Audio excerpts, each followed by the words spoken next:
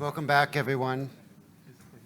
This will be our last session, this roundtable, an industry roundtable before lunch. But we thought it would be very important to have the industry perspective. Often when we're talking about multidisciplinary, multi-pronged, engaging all key stakeholders, we look to industry for some things and can thank them for getting us here. But we also want to hear your unique perspectives, your perspectives on fatty liver disease, on multidisciplinary collaboration. We'll want to ask you things like, and have you reflect on, is it too early to go wide? I mean, we're talking about involving all of these different disciplines, but should we stay focused more within hepatology? What would be your priorities and suggestions for how to broaden the field, if any? So what we thought we'd do is just start with a round of opening remarks. We'll ask each of you to briefly introduce yourself and your company, and then to just reflect on what I just commented about, in general, your perspective on fatty liver disease from your unique perspective, but also in terms of multidisciplinary collaboration. And then we'll take another round with a few more questions for you.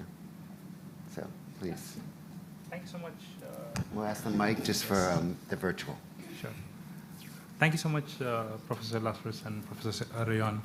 I'm Shoeb, and I'm a pharmaceutical physician. A physician by training, went into a little bit of R&D, and then over a period of time realized, let me give a shot for research, especially with the industry. And so far, it's been it's something that I liked, and I've been working for pharmaceutical company for about 8 years now. In the last 8 years, especially working with Novo, as you all know, Novo Nordisk is a pioneer in diabetes research and diabetes drugs. But as an organization, the outlook is looking at from a metabolic perspective, the dysfunctions that are there. So we've been in a diabetes business for around close to 100 years now. In the recent years, we also have specific molecules targeting the obese population as well. In the last 4 to 5 years, with the interest towards various metabolic dysfunctions, getting into non-alcoholic fatty liver disease was an obvious choice. With this huge unmet need, and without having any approved medications, this was one of area that we wanted to make sure that we wanted to explore further so that we can provide treatment options for our patients. From a point of view of fatty liver disease, I completely understand that it has to be a multidisciplinary approach. And that's one of the areas that we are trying to collaborate, not just with academics, but also with a lot of other partners in diagnostics, in small biopharmaceutical companies as well, to make sure that we can develop innovative molecules and bring it to the market as early as possible. Yeah. Thank you. Thank you so much. And again, we'll go through the group of discussants, and then we'll open it up and start to talking and maybe asking from all the different perspectives we've heard and engage with you. Thank you. So Peter, next to you. I'm looking forward to the questions later. I think it's going to be nice. Yeah, my name is Peter Rydqvist. I'm the European Medical Director for Madrigal. Been in the pharma industry over the last 20 years. So I'm a pharmacist by training. So I started at Madrigal pretty much the first day of the pandemic, 16th of March 2020. So I built a small team in Europe, and of course worked with the US colleagues now over the 2.5 years that I've been in Madrigal. I'm not sure what you know about Madrigal Pharmaceuticals, but we are pretty much a one-drug company. We have an asset, resmetirom, that's in phase 3 development for NASH with fibrosis. And as you also know, all the failed drugs out there, hopefully resmetirom can be the first drug to market pretty soon. We'll see. We have high hopes, of course, for our data. Yeah, and when it comes to the multidisciplinary approach, NAFLD, NASH, I mean, the patient perspective at this meeting, and of course the GP endocrinologist and the hepatologist together, it is a tricky disease, I would say. I mean, how to tackle the best. Yeah, especially when such a small company where we should sort of make an effort to do this the best. I mean, how many GPs are there out there? How should you educate them? That is, I think, is a crucial thing that we all need to sort of work together on, of course, in the near future. And I think also the patient advocacy groups, I like your questions. They're really sort of direct, and it sort of shows this discordance that is sort of from a physician's perspective and what a patient actually need, that I think we need to work on together, I think, if it's possible. So. Yeah, thank you, Peter. I wouldn't say NAFLD is tricky. I would say metabolism can be a beast, and I think Marcus showed us that with his real-life data. So we'll figure it out. And I mean, it's the aim of this convention or this workshop to bridge this. Okay, thank you so much. And with that, on to you, Laurent. Thank you. Thank you for the invitation. Of course. So I'm Laurent Sandrin. I'm the Chief Science and Technology Officer of Ecosense. So I don't know if all of you know Ecosense. Ecosense is a company of FibroScan. I did my PhD on transient elastography. I have an engineering background and founded the company 20 years ago.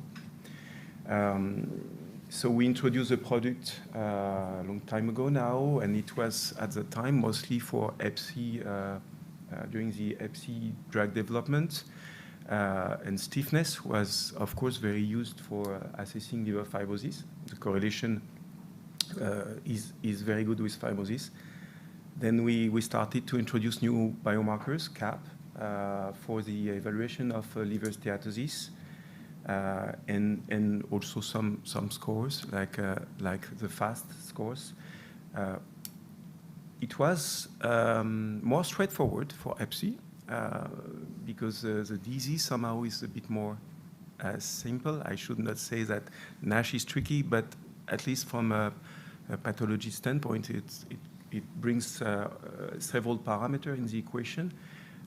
Still, I think liver stiffness has a very important role to play because it's not like the scores. It's a physical biomarker.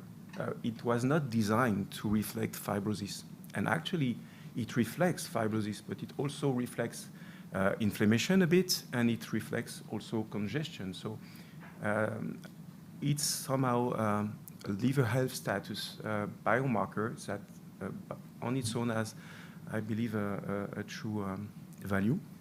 So there are now about 7,000 devices all over the world, and we of course, we aim at improving the technology. So our main goals will be to make it even easier to use, because we want to move upstream in the pathway. We want to make it more accessible, so we have developed a new FibroScan. Some of you may know it's called FibroScan Go. So it's a different model. We lower the barrier of adoption to the technology. And also, we want to simplify the implementation of care pathways. So I think this meeting for that is amazing, of course. Thank you. Let's open it up to the audience. Questions, comments for the panelists? Ken. We have to do controversial questions here. Feel free. Doesn't have to be. Okay. You can also throw them a softball. So let's start with our friend on the right from Novo Nordisk. So how are you going to work on your messaging to explain to primary care doctors, even hepatologists, that obesity is a disease that requires medical therapy in addition to lifestyle and everything we heard yesterday? And because I think that's a very difficult concept. I mean, and there's a lot of biology now showing it's not just poor willpower or, again, all the evil in our society about, certain foods, but also that just from the literature of that, the satiety centers might be different. I mean, so that's an easy question, right? Okay. Yes. I mean, obesity, it's a whole, it's again, complicated is an understatement, if we can say. again, we don't have a one-line answer for it, but one approach that we are looking at is, of course, approach it in a holistic way. So that at least at the primary care, we've been talking about there are more than 100 guidelines. We don't want to complicate, we want to put efforts so that we want to simplify it further. When they look at the patient, it's a person, so they look at it in a holistic way, and can we come up with any specific red flags that will help them tease out the complication or make that further referral process easier. But with regards to obesity education, there are a lot of initiatives that we are planning. Again, this is an effort that we are starting. First and foremost, to establish it as a disease. We've seen that many of the obesity organizations are now coming out with a statement to first establish it as a disease, so that once it is established as a disease, people will take it a little more serious rather than just thinking about obesity as, eat less, move more. It will not solve the problem, but there are complex biologies that are happening underneath it. So we are starting with that education. I think we have just taken baby steps in making sure those education efforts that we are putting are going across the globe. Even now, as we speak, I think there is a European Association of Study for Obesity going on.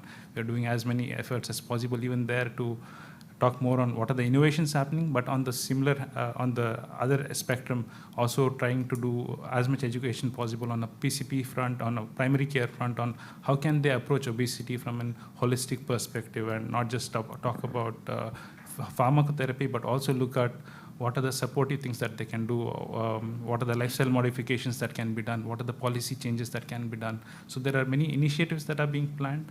And again, but all of them put together are still very baby steps that we are talking about in obesity, so that it can, on the bigger front, talk about the other metabolic dysfunctions that obesity leads to: prediabetes, diabetes, NASH, NAFLD. So we are starting it in a stepwise process.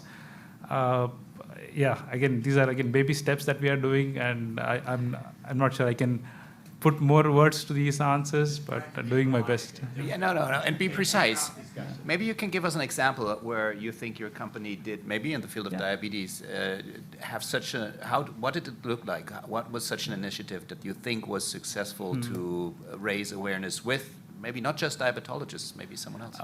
Well, one thing even in obesity that I can point out, which was done across the globe, was to help set up obesity clinics, which were talking about, which was training primary care physician, diabetes experts, to recognize what are the things to be done in evaluating a patient with obesity, and what are the therapeutic pharmacotherapy as well as supportive therapies that can be set in. So these clinics were established, a lot of them in Asia, a lot of them in developing part of the world, as well as in European countries as well. So initiatives like these obesity clinics was a very tangible example that I can share. But on an education perspective, there is a huge amount of support provided for independent medical education platforms that help spread the word to maximum number of physician audience. It could be on Medscape and many other platforms like that. So I can just mention these two initiatives with regards to obesity and education, as well as an operational aspect as well. I hope something similar we can also plan from a NAFLD NASH perspective in the future.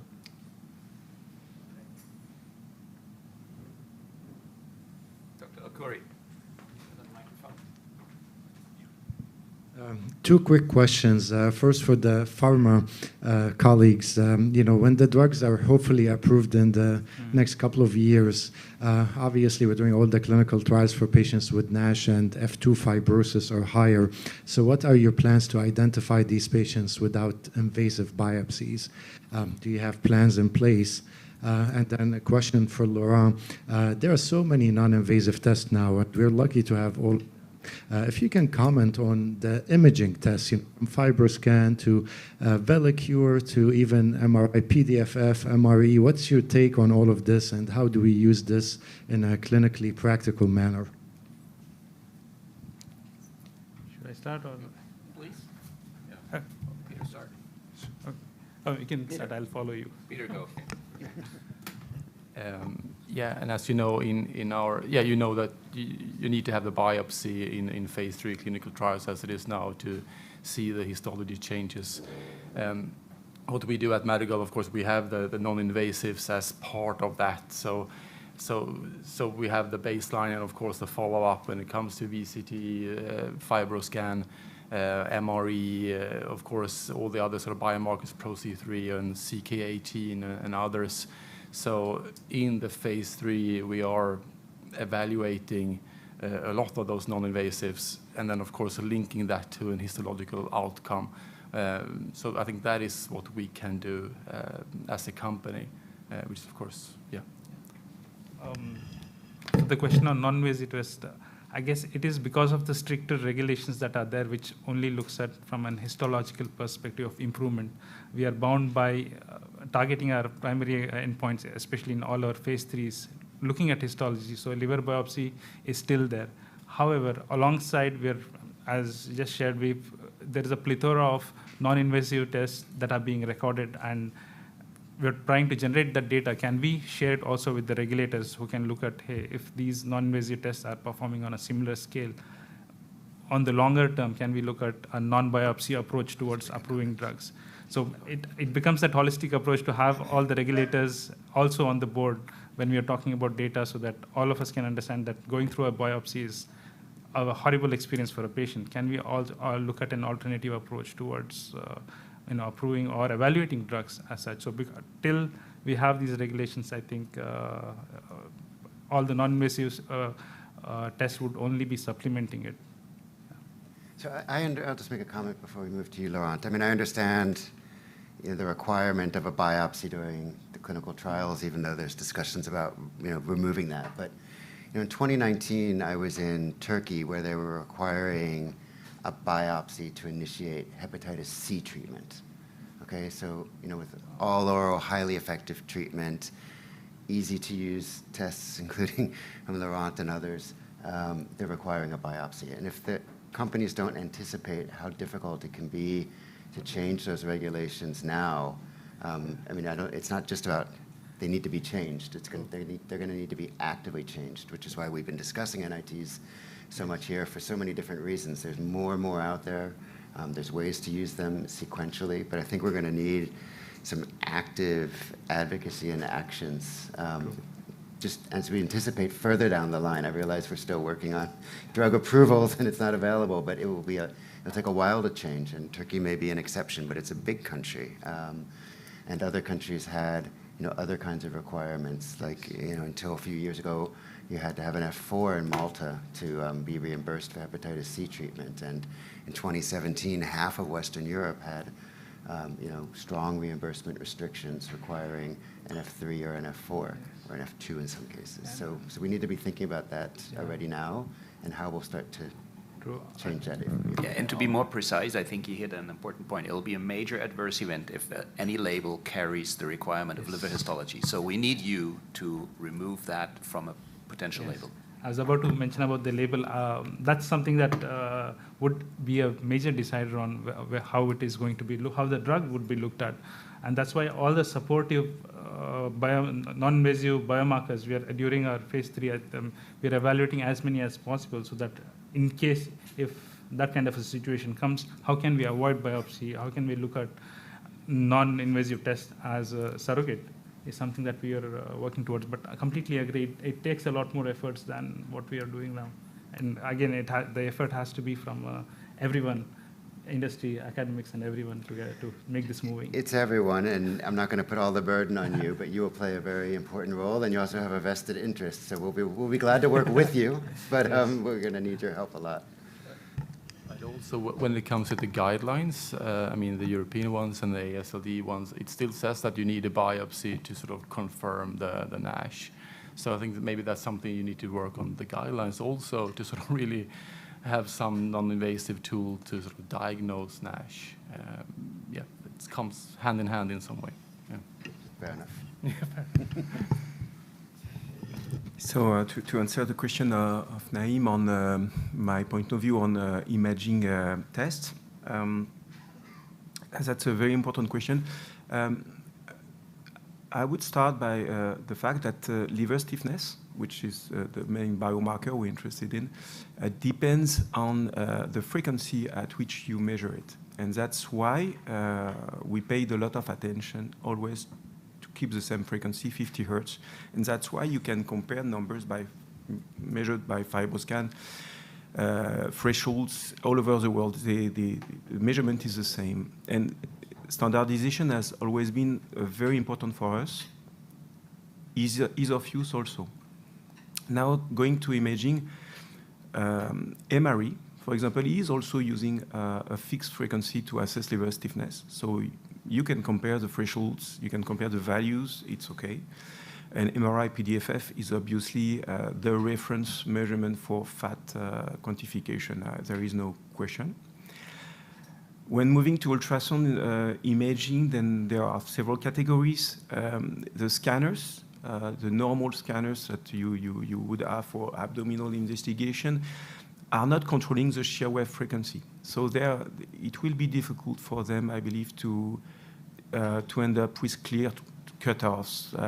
You change manufacturer, you change cutoff, you change probes, you change cutoffs. That's going to be difficult for clinicians to use. And there is VelaCure. VelaCure is trying to bridge a bit the two categories, having a fixed frequency, using an ultrasound, and using the AMR type of generation of shear waves. But it's a bit early. There is not so much data on the performance, so I cannot really say. Anyway, our target at Ahsan is really to make it more easy. Next year, we'll introduce a new mode in which the ultrasound guidance will somehow disappear, and we'll have a simple indicator to make it more easy, reduce the training, and make it more easy, especially on obese patients. Imaging can be important, I think, more in liver expert centers, especially when the disease induces heterogeneities in terms of stiffness in the liver. Then, of course, if you don't have an image, you cannot assess this heterogeneity. So that's where I believe it will remain important, and probably also on some difficult patients, of course. Yeah. Great.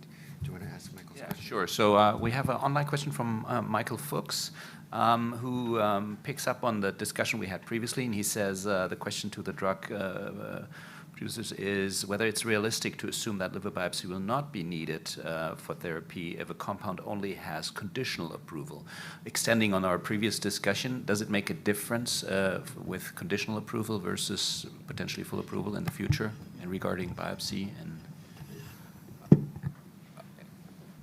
for patient monitoring, if we are going more towards non-invasive tests, I think that has to be the standard, especially for monitoring the patient on the long term.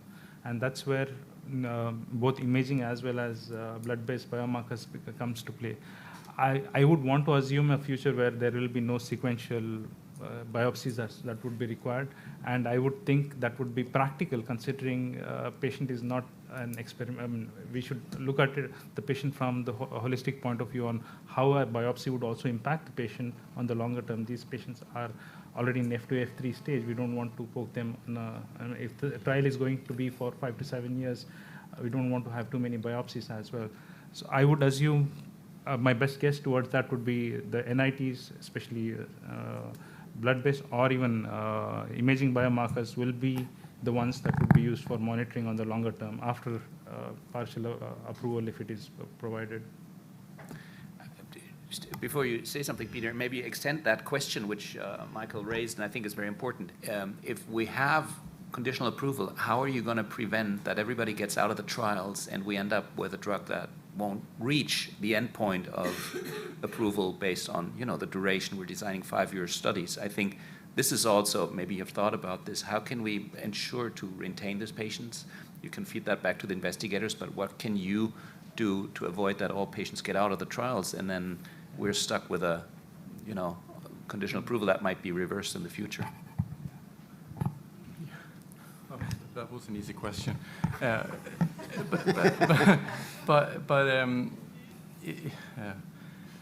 course, all the phase 3 trials in NASH, they have an outcome portion. So yes, we have the biopsy there to sort of get the conditional approval, but it's also this outcome portion. So Of course, we can choose just to have the outcome, but then we need to wait 5, 6, 7 years to get the drug approved. So this sort of fast approval, conditional, what it's called, the Subpart H in US, it's because to get the drug in the market sort of faster. But even though if you will only go for an outcome study, you will still need to sort of prove the diagnosis, I guess, at baseline. So maybe the biopsy is still needed there just to show that you actually have NASH, and then of course look for more outcomes in the end. But the question to retain patients in studies in the long run, I think that is it's a clear issue, especially if a drug will be on the market and available. And then you're going to keep the patients in a placebo-controlled arm for more than 4 years longer or something. It's, yeah, I think that is something I mean, you're all participating in our studies also, so I think that's something we need to discuss, of course, together, how to sort of solve. But it's, yeah, it will be difficult. Any question? Robert? So before I ask my question, I'm going to preface it. I'm a patient advocate. So the height of my clinical training is my 5-year-old daughter running around the house with a stethoscope around her neck. Okay, so that's where I'm coming from. So bearing in mind the ignorance that's driving this question, would it be, this is coming from yesterday's presentations, NAFLD more and more feels less like a liver disease and more like a disease that affects the liver. Would it be helpful for our industry partners to be looking at NAFLD in this way? So we're not chasing the horse that's already escaped, but actually looking at closing the barn door. And should the industry together be looking at NAFLD in that way instead of seeing it as a liver disease and trying to fix the liver, if that makes sense? Yes. Very nice question.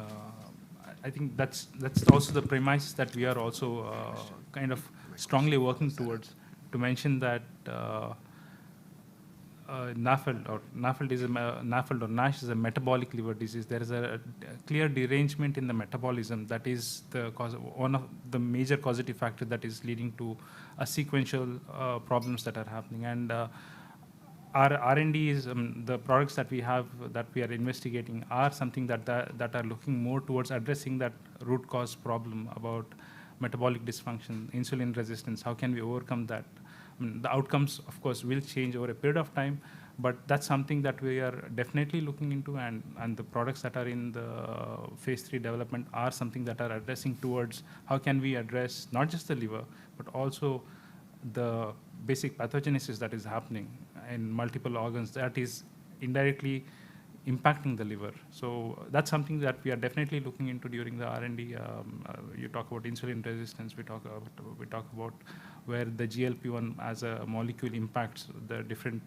It impacts multiple organs, which is overall in a component trying to improve what the final outcome in the liver is happening. Yeah. But yeah. I'll just ask a quick follow-on question, and then I see your hand up, Roger. I mean, it makes me think with what Robert said, I mean, going even further, let's say, out of the body.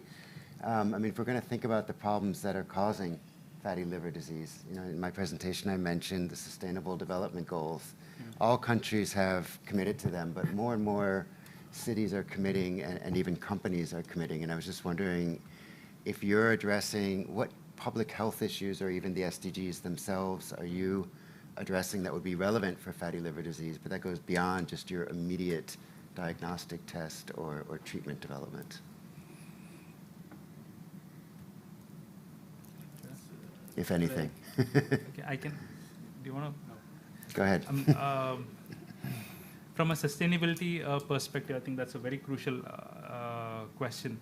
And as an organization, Novo Nordisk is something that is committed towards sustainability. And just to state a very practical recent example, if you have seen from an insulin perspective, recently we've got a positive opinion that the insulins can be kept, the shelf life of the insulins, which are in use, doesn't have to be kept in a refrigerator, but can be kept in a room temperature for a longer period of time. Especially looking at developing countries where even having a refrigerator is a luxury. That's a small thing that we can look about, that we can think about. But apart from that, from a sustainability perspective, talking about what are the changes that we need to bring in. There are initiatives such as cities changing diabetes, where Novo Nordisk is also working with city developers on talking about bringing in enough lung space, enough free space to move around. It's not just talking about drugs and so on, but also on changing habits of people. How can we engage with bringing in more discussions about health, bringing in more city planning towards changing health. We also are talking about encouraging cycling to office and so on. These are smaller initiatives, but on a bigger scale, there are a few political initiatives also, so that we can impact the political thinking towards how metabolic disease is happening, not from it is not from the it is something that has been evolving for many years. That means what we eat, how we go to work, what we do, all of them compound towards developing a metabolic disease. And those initiatives such as cities changing diabetes, supporting type 1 children, especially in underdeveloped countries with free insulin and so on. So there are efforts towards sustainability, both from drug development and providing for underdeveloped countries, but also towards changing city infrastructure that can lead to a better population in the next 10 to 15 years. Thank you. I don't know if... And I mean, we're a little bit in different phases here. I mean, if you compare Novo Nordisk and Madrigal, we're sort of a no-drug company because we don't have any drugs at all sort of in the market. So, of course, this is something we need to address in the future. We are working with a Chronic Liver Disease Foundation and of course, patient advocacy groups, mostly in the US as it is now. But we need to have a multidisciplinary approach, of course, with our sort of way of thinking. But as it is now, as I said before, we are still waiting for our phase 3 data, as many other drugs or companies are doing. So that's our next aim. And well, Peter, if I may then, I would say you have a unique advantage compared to Novo, because with no income, no one will have many expectations. So it could be a good moment to declare support for the Sustainable Development Goals. yeah, maybe. Yeah, I'm teasing, but I mean, yeah. but recognizing further down the line, and I ask seriously because I understand, what's behind drug development and private enterprise. But again, reflecting on the example in hepatitis C, after the immediate warehoused population was treated, and I realize it's going to be a much bigger population for fatty liver disease. Countries or nations like England required companies to think about prevention in addition to treatment, and some of the tenders actually had a prevention component, like providing clean needles and syringes to drug users in order to win the component to treat them and cure them of their hepatitis C. So that wasn't obviously something I think the companies were thinking about as they were going to market, but it came up pretty quick, and those who were best positioned to respond quickly, also won those tenders. So thinking, it's also just the right step in the good cause, but thinking about the Sustainable Development Goals, thinking, obviously a large company like Novo has huge opportunities with your work in diabetes, but to be thinking about the urban green spaces we mentioned that are clearly in the Sustainable Development Goals, beneficial for diabetes. I think those are quick wins to get sort of policymakers, decision makers, and the public on your side and build that awareness. I'm a believer that the drug development in the future will be on a 360-degree, where they're not just looking at what your clinical trial outcomes are, but also looking at how can you address that these diseases are not increasing in number, the prevalence, how can we reduce the prevalence. So that will come in maybe a little later in all these in as a requirement, but prevention is something that has to be looked at right from the start when you're talking about developing a product as well. Roger, right here. I kept looking at your microphone. Look this way. So I think these last two questions, first of all, Robert, I want to commend your 5-year-old on her fantastic medical education. That was does an exceptional question. And Jeff, and I think when you take the two questions and you put them together, what you get to is that there are two separate phenomena here going on in parallel. Number one is we have a lot of people whose livers need attention. And number two is we have a lot of people who, if we gave them attention, their livers might not need attention over time. And right now we have those two groups, each of which is distinct and each of which is important, lumped into a single population we're calling the fatty liver community. So what I'd like to ask each of you folks is, given the mixes of your products, Peter, easier question for you because you pointed out you have none yet, but given the mixes of your products, to what degree do you think that what you have available today and what you're developing will be effective against that first question, people whose livers are not yet in trouble? Second question, people whose livers are in trouble. And then how do you see the differences within the product mix? And what do you mean in trouble? I mean, if you have a fatty liver, is that then not a trouble? I think I would suggest that by the time you get to a certain level of fibrosis, that the liver deserves immediate, unique attention. And that before you get to that point, you're in a metabolic disease where the liver is an issue, but the overall metabolic challenge is a lot greater. And things like SDGs and social determinants of health, I think, come far more into play earlier than later. Yeah, I mean, but you can do so much today also. I mean, you can treat all the comorbidities, the hypertension, the diabetes, the obesity. That is sort of treatable. It's maybe not the NASH that is treatable as it is now. So, yeah, because you asked about our drug in development. I mean, we're targeting the liver. It's defatting the liver, and what we have seen in our data so far, that is sort of is linked to an histological outcome.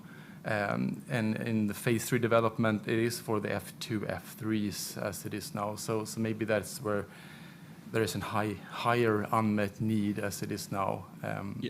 And I think for resmetirom, I'm a big fan, and we're all very hopeful, and I think that's right. I'm kind of more interested in what happens to the question, first of all, when you get to Laurent. I may be conditioned by my colleague Louise, but Louise talks a lot about how FibroScan can be used to help people never get sick in the first place, as compared to then dealing with them after the liver gets sick. And Shoeb, obviously, as you've pointed out, you've got medications that are dealing backstream before anyone ever has a significant liver problem. So I'm wondering how your companies really address the division between before, you say, F2 and then after. Yeah. I think for FibroScan, the answer is quite easy, at least because stiffness can be very efficiently used to exclude liver disease. I think what the beauty of liver stiffness measurement is that if you measure someone with less than 6 kilopascal, it's fine. I mean, he can go back home, and if I remember correctly, physicians telling me maybe I will see him again 1 year after. So that's why I think it's a very good prevention tool, because you can assess if someone if the liver is suffering or not. Now, of course, it can be used to assess a patient with elevated fibrosis stages, and I guess at first it will be more F3+, and then likely it will be F2, and at some point, as drugs will be released, I guess more patients will be treated because treatments will be very effective, low side effect, and cheap. So that's how I see things. But I'm not now for sure. But no, if I follow what happened with Hep-C, I guess, and yeah.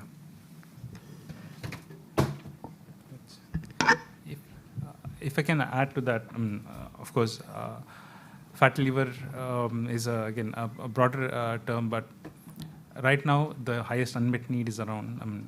If you look at oncology as well, you come from the most advanced cases and a little towards the left of the spectrum, and we are in a similar situation with NASH as well, where we are looking at a highest unmet need among F2, F3, F4 patients. I'm sure there will be a time when we can talk about patients with only fatty liver disease, but before going there, I think we'll have to focus on fatty liver disease with high risk, who are having diabetes and who are having obesity, who are having that metabolic dysfunction. I think that would be the key indicator on a patient with fatty liver disease. Does he get any, he or she, does they get any treatment, or do they need to do any intervention, or is it wait and watch kind of a scenario? But again, that's a little on the other end of the spectrum, but right now we have the bigger unmet need patients. And as I shared earlier, we're looking at that metabolic approach towards addressing that metabolic dysfunction so that both ends of the spectrum are addressed.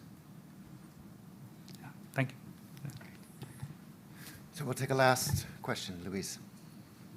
No pressure then. It's more a question to Ahsan there. Semaglutide is obviously taking a lot of press at the moment in its involvement in obesity management. What education are you providing to patients who are now going on semaglutide about fatty liver? Because obviously you have it in trial in fatty liver, and that is a very big population that we've already discussed today. So if there is no education going in, that's a missed opportunity, because there's a lot of education going into those patients from, we know when drugs come to market, it is about the education of the patient group and healthcare. So where is fatty liver or high liver fat in that conversation currently?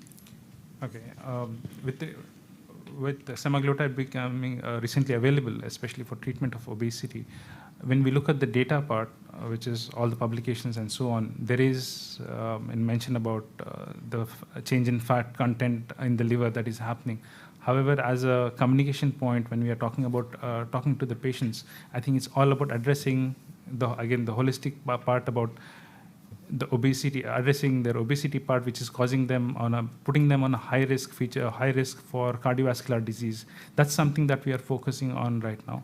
But hopefully in the future, as we can spread more education about the cardiovascular impact, and if you have reached a point where, hey, we can also talk about other important factors, because the patient with obesity or NAFLD are dying because of cardiovascular disease. That's what we are trying to educate maximum about it now. And hopefully if we've reached a stage where we feel that, okay, people are aware about their cardiovascular profile, the risk profile, then we can start talking about liver fat as well. Again, specifically looking at Essence, the phase 3 that we are having, there the patients are being, whoever are included in the trial are being educated by, a lot of educational materials are being provided to those patients, but it is in a very specific population. But right now under obesity, focus is more on the cardiovascular output. Yeah. Great, thank you very much. Well, I'd like to thank you very much, Laurent, Peter, Ahsan. There were a lot of demanding questions, and you were very brave to get up here. So we appreciate the opportunity to interact with you in this way. So I'm going to bring the session to a close. Thank you all again very much for joining us.